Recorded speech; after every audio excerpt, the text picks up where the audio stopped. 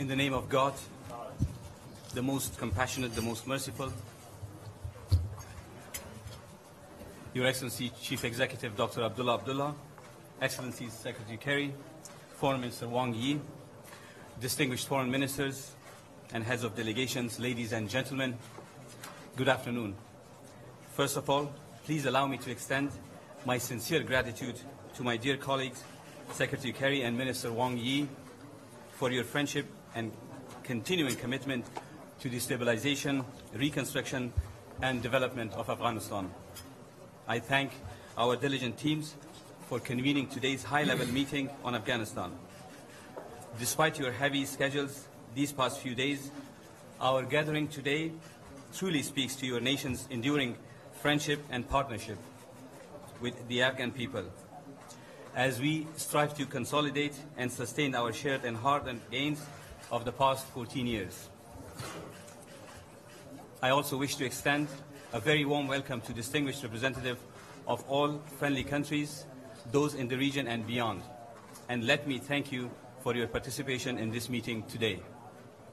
Each and every country represented here today has made an important contribution for the stabilization and reconstruction of Afghanistan.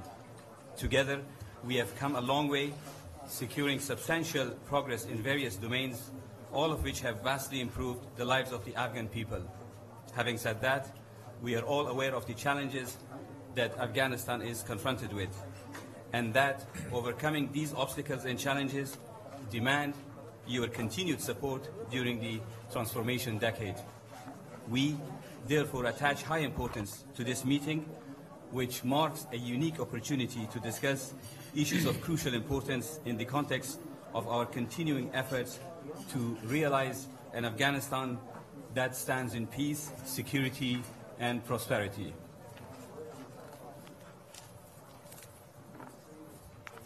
And what can be more inspiring than having two great nations, the United States of America and the People's Republic of China, co-chairing this event with us?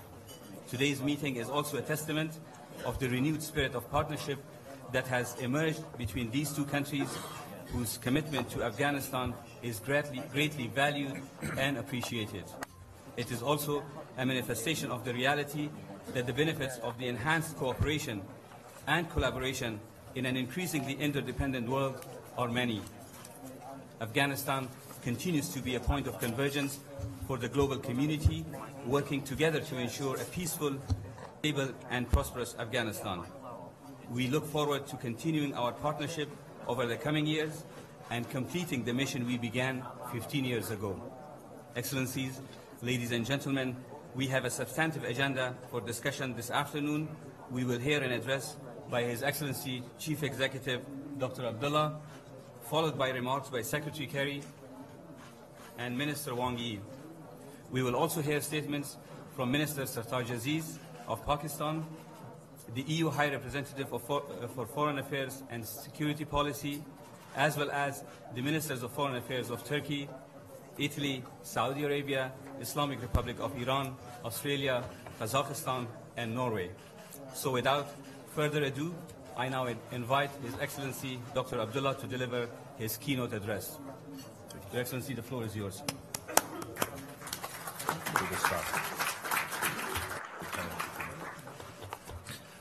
Bismillah ar-Rahman ar-Rahim. Secretary of State John Kerry, Minister Wang Yi, Excellencies, Ministers, ladies and gentlemen, good afternoon to all of you. I extend my sincere appreciation to the United States government and to the People's Republic of China for co-chairing alongside Afghanistan this essential meeting. I commend both leaders, Secretary Kerry and Mr. Wang Yi, for their result-oriented diplomacy and constructive leadership in regards to issues surrounding Afghanistan in our neighborhood.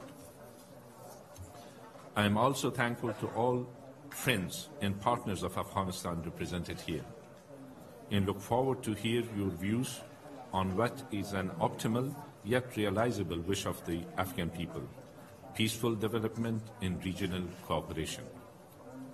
Earlier this month in Kabul, we hosted senior officials meeting to assess Afghan progress and remaining challenges aimed at promoting self-reliance since the London Conference in 2014, which was preceded by RECA 6 gathering of our regional partners to enhance Afghan and regional economic integration.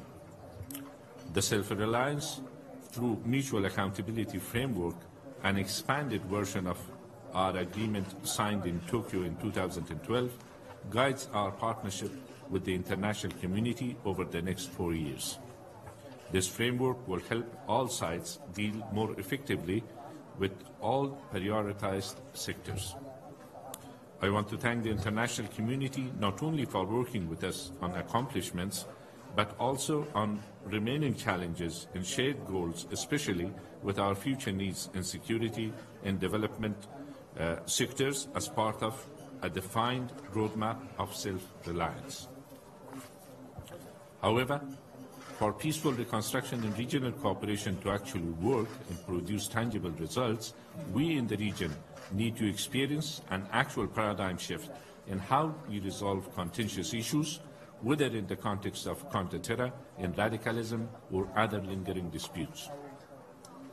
The lesson from Afghanistan is that we cannot allow radical and terrorists to violently impose false brands that deny human rights, a legitimate order, and popular aspirations, in the same manner that no state should tolerate or facilitate the use of terror in the pursuit of foreign and military policy objectives.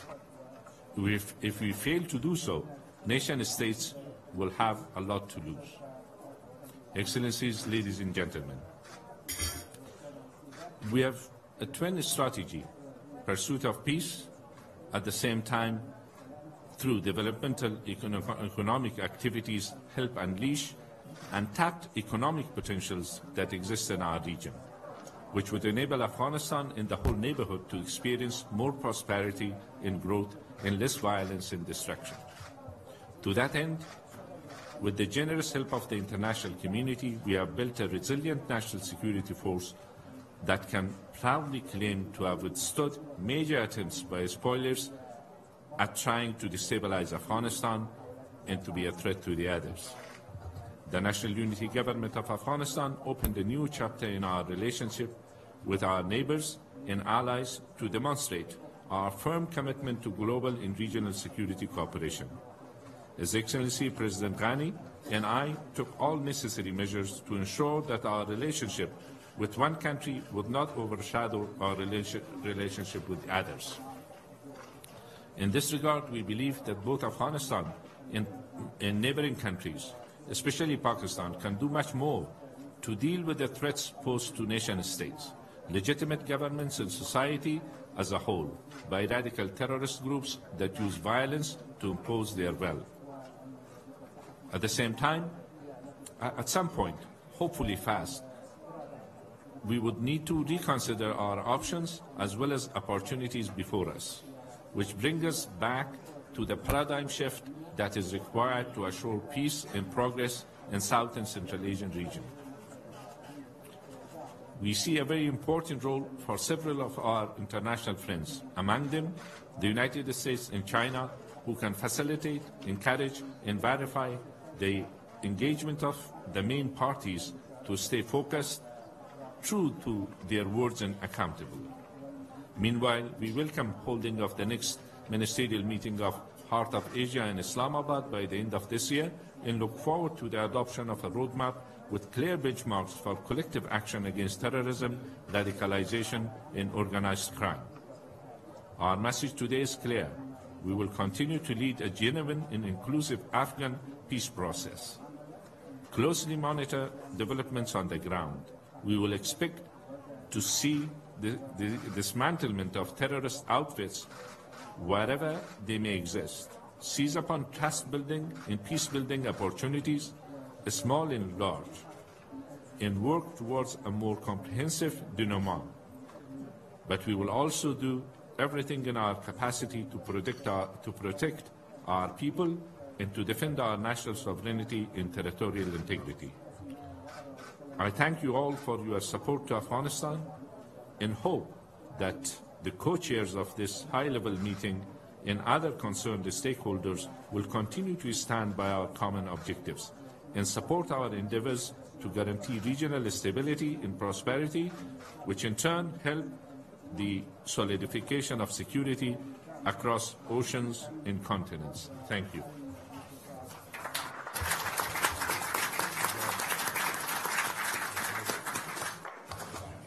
I thank His Excellency Dr. Abdullah for his statement, and now I have the honor to invite Honorable Secretary Kerry to deliver his remarks. Thank you.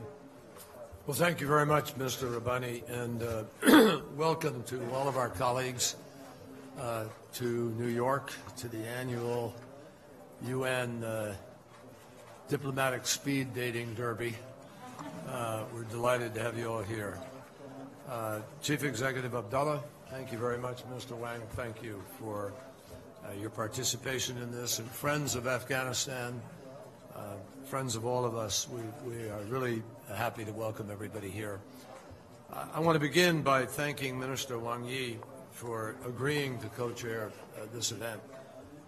I think it's fair to say, I think many of you observed the very successful meeting that we just had over 2 days in Washington with President Xi, in which we made major announcements regarding climate change and regarding cybersecurity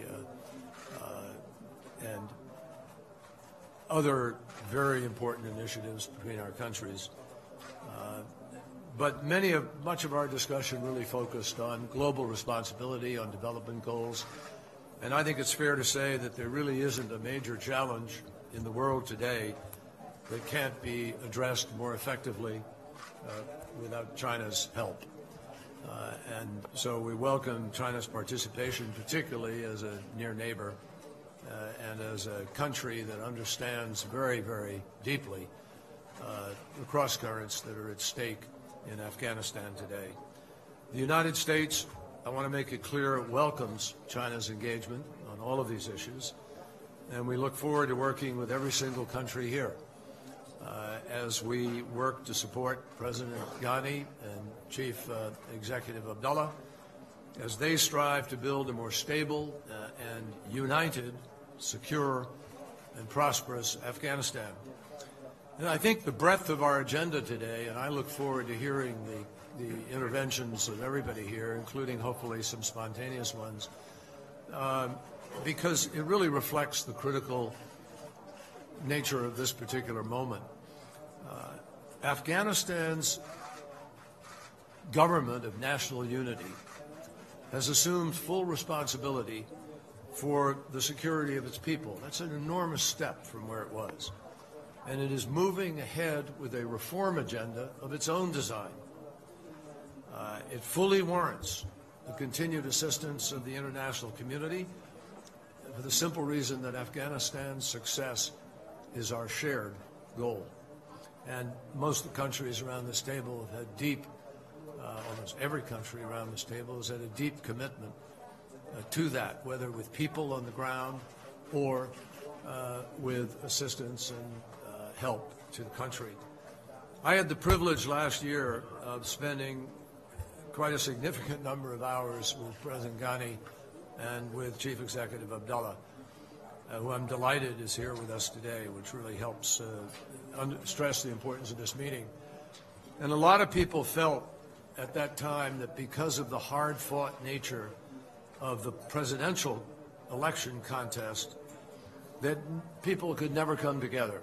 The country might have been literally on the verge of a potential division, and that Afghanistan itself, as a result, would split open as a consequence, and everything people had worked for would be lost. I have to tell you that close up, that is not what I observed. I saw two men who understood very clearly what the stakes were for their country, and both of whom were determined to put national priorities ahead of personal political ambitions. It's easy to underestimate the courage of the decision that they made when they came together to create this unique government of national unity. So clearly, even with the best initiatives of their leadership, we all know that Afghanistan continues to face enormous challenges. The Afghan people are still threatened by the Taliban, and other violent extremists have entered the fray. Governing and judicial institutions still need to be strengthened. The electoral system is still in need of serious reform, a major objective and goal of CEO Abdullah. The economy is barely scratching the surface of its potential. Corruption and abuses of human rights are matters of grave concern to everybody, and we know they have to be addressed. And these and other problems obviously can't be underestimated. But neither should we ignore the remarkable gains that are being made, which defines the promise and future of Afghanistan. The development trends in Afghanistan are positive. It wasn't long ago that Afghan girls received little or no formal education. Today, millions sit in classrooms, and that matters because access to education for girls has proven to be one of the most important measuring sticks for progress in any developing country. It matters as well that Afghan women, once confined to their homes, now serve as cabinet members, judges, army generals, and business leaders. And it matters that a whole new generation of Afghans is eager for the chance to move their country forward, to find a place in the global community, the global economy, to innovate, and to start new businesses that will create jobs for decades to come.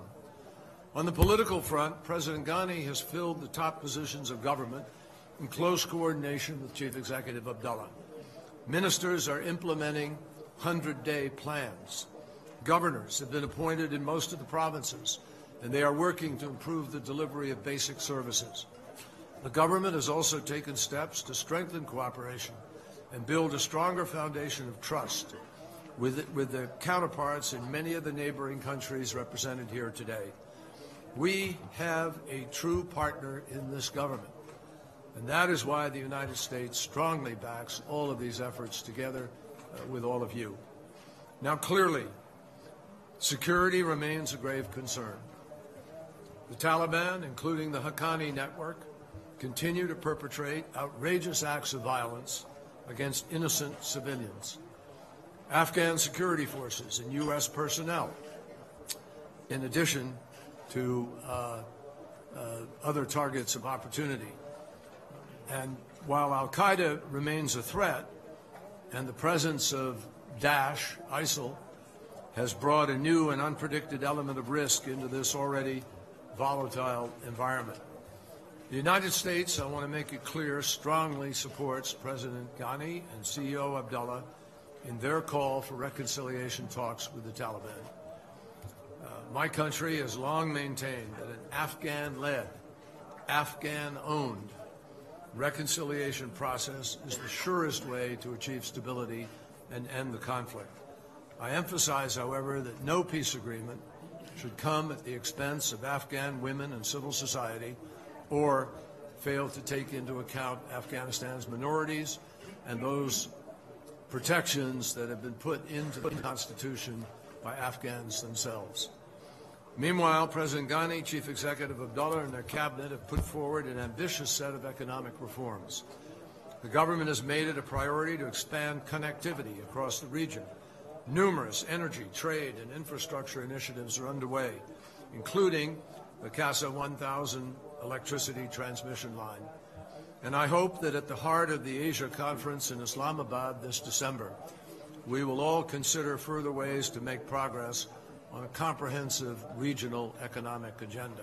As everybody here knows, nothing changes opportunity, perceptions, people's lives, and ultimately, therefore, politics more than the capacity to take part in the world through economic development and to improve people's lives.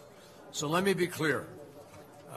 We, the United States, have confidence in the President and the Chief Executive. We have confidence, most importantly, in the Afghan people. And we believe that the vast majority of Afghans want to build a society that is united, increasingly prosperous, secure from the dangers posed by terrorists and criminal organizations, and they want one that is respectful of each of them as a human being. That's why we're here today and why this moment is so critical. Next year, with 2 pledging conferences on the horizon, The region and the international community will be asked to renew and extend our security, economic, and political commitments to Afghanistan. I know there are many competing demands on our collective resources, but I urge all of you to keep Afghanistan among the highest of our international development and security assistance priorities. We have won an amazing battle these last years to get to where we are. It would be a tragedy to just turn around and walk away and abandon this effort. You know, time gets measured in many ways, and it seems to me the fact that it may take a few years longer is not important if you know you can actually reach your destination.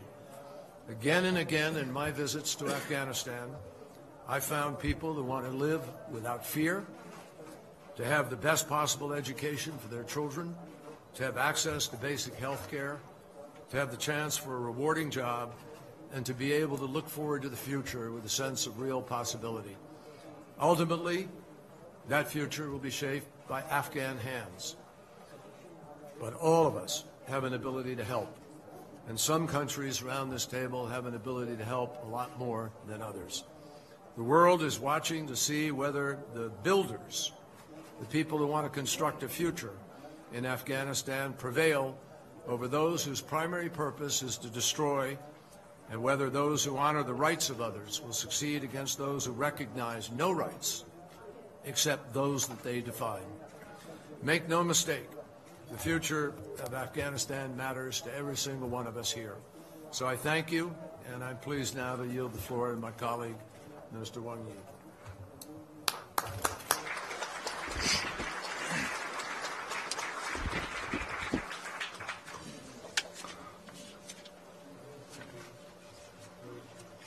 Well, good friends around this table, it's my great pleasure to co-chair this high-level event together with Secretary Kerry and Foreign Minister Rabbali. This conference matters to Afghanistan's future and destiny, and I welcome you to this high-level event. When I look around this room, I can see that all the important neighbors of Afghanistan are represented here, and there are some important countries from outside the region who are also here today. We are all Afghanistan's neighbors, partners, and friends. Secretary Kerry just mentioned the President Xi Jinping's state visit to the United States. The state visit was concluded last night. It was a great success, and we reached a number of important results. In addition to climate change, which Secretary Kerry mentioned, the presidents of China and the United States also exchanged views on Afghanistan, and both of them pledged their support for Afghanistan's peaceful reconstruction. And China and the United States will each play our part and work with each other to that end. So I think the meeting today cannot be more timely. Afghanistan is situated in the heart of Asia, and it's a country with a long history.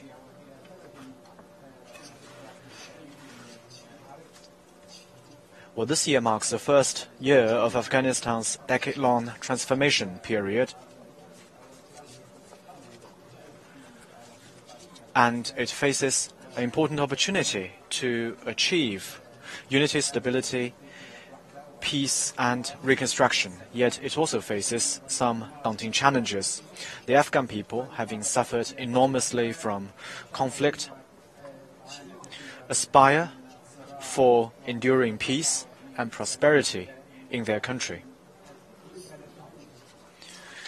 And to realize that, the first priority should be on improving the people's livelihood, developing the economy, constructing infrastructure, so as to create the necessary conditions for the reconstruction of Afghanistan. Only by effectively promoting the peace and reconstruction process, as well as regional connectivity and economic integration in the region, can the Afghan people truly enjoy a prosperous and happy life and share in the peace and development of the region. China has always believed that to advance the peaceful reconstruction is what the Afghan people fervently hope for. It is also the unshakable responsibility of the international community, especially countries and the parties represented today.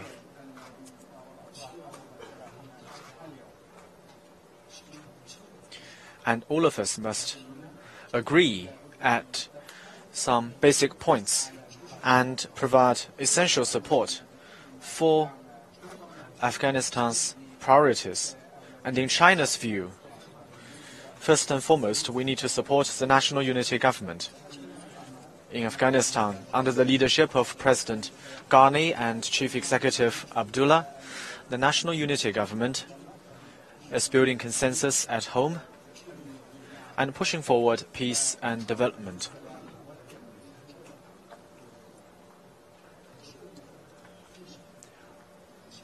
We welcome the smooth operation of the National Unity Government. And the international community should truly respect Afghanistan's sovereignty, independence, and territorial integrity, and increase the resources made available to the country to help its government enhance its governance capacity and help it improve its ability to address political, economic, and security challenges. My second point is that we should help foster a peaceful environment both in and outside Afghanistan to realize broad-based and inclusive political reconciliation is, in China's view, the only way for realizing enduring peace in Afghanistan. All factions in Afghanistan need to put the future of the nation and the interest of the people above everything else, and join in the political reconciliation process expeditiously.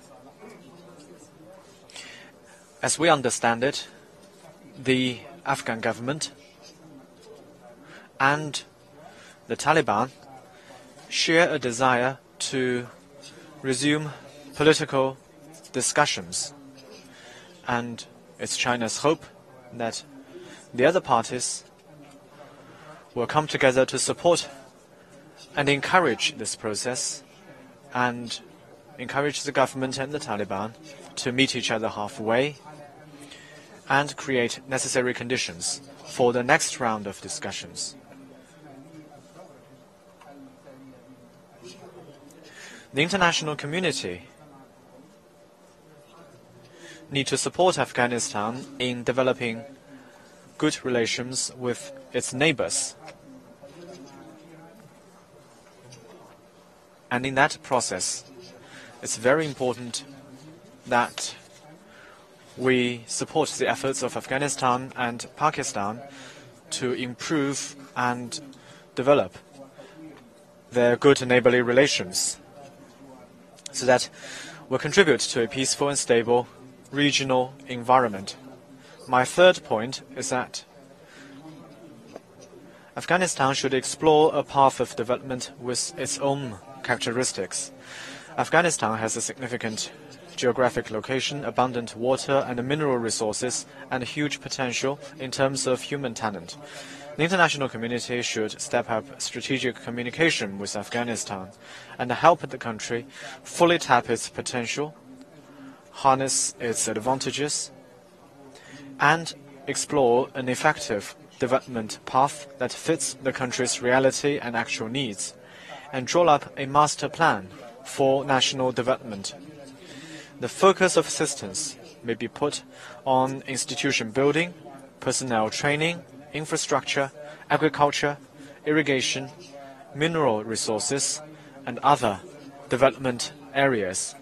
My fourth point is that we should help Afghanistan integrate into the international community. we should actively fulfill our assistance commitment, and we should help Afghanistan get deeply involved in international and regional cooperation through various means, and help the country play its due role in regional connectivity, energy transportation, and regional trade. And we should continue to support the UN's major role in coordinating international assistance to Afghanistan. The Shanghai Cooperation Organization, the Istanbul Process, and other international mechanisms and Afghan-related cooperation mechanisms may also play a bigger role in this process. China is Afghanistan's direct neighbor. Peace and stability in Afghanistan have a direct bearing on China's own security and stability. China appreciates the Afghan government's efforts for achieving stability and development. And we would like to reiterate our support for the Afghan-led and Afghan-owned peace and reconciliation process. And China will continue to play its constructive role in this process. China has supported Afghanistan's peaceful reconstruction with concrete actions. We have undertaken a number of major projects in medical care, irrigation, culture, education, and so on to the betterment of the Afghan people. We have trained more than 1,000 Afghan professionals in various fields, and we have implemented the agreement reached between our leaders and made active progress in implementing the new assistance program we have announced. We have sent Chinese experts to Afghanistan to help Afghanistan develop a plan for infrastructure development. And China has played an active part in Afghan-related international and regional cooperation. We have actively participated in the CBMs under the Istanbul process. And in the course of this year, we have held training programs on counterterrorism and counter-narcotics. Next month, we will hold a seminar for Afghanistan on disaster management, and we will actively advance trilateral cooperation involving China, US, Afghanistan, and China, Pakistan, Afghanistan, and to help forge synergy among the various assistance efforts. For 4 years, China and United States have held joint training programs for Afghan diplomats. These have proven useful, and we will extend the program to help train Afghan agricultural and medical personnel. We welcome Afghanistan to fully leverage its natural resources and take an active part in China's Silk Road Economic Belt Initiative and contribute to regional peace, development, and prosperity. While on issues of peace and development, we are bound together in a community of shared future. The Afghan people aspire for stability and prosperity, but that goal is also shared by the broader international community. China will continue to work with the international community for sustained peace, development, and prosperity in Afghanistan and the region. I believe our efforts will bear more fruits, and I wish the Afghan people a better and more promising future. Thank you.